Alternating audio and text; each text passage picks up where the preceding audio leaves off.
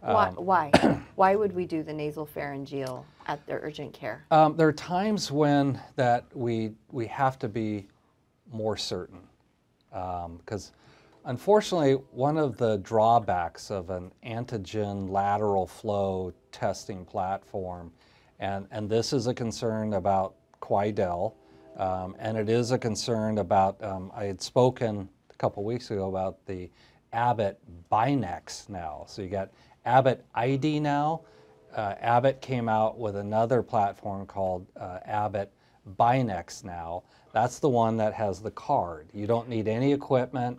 You don't need an analyzer. You have this little plain deck size card that you do the nasal swab. You have a little bit of reagent on the card, and you mix it together and you get results in 15 minutes.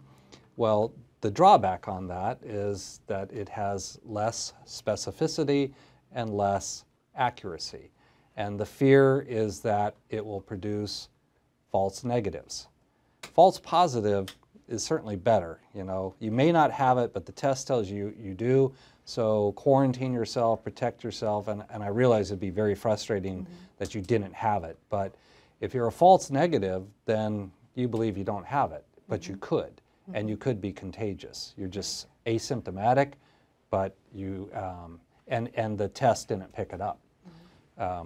So that the nasal pharyngeal and running it on a molecular, particularly on a PCR, the PCR, and I've been wanting to say this for a long time, so I'll tell you what it means. So it's actually RT-PCR, and it stands for reverse transcription polymerase chain reaction.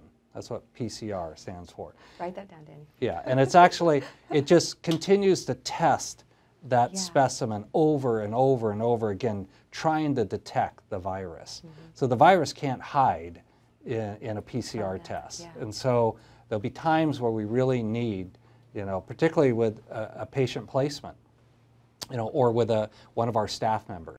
We need to know, because we don't want to put them on the floor if they, you know, have the virus. So there'll be times when we want to do the nasal pharyngeal approach to it.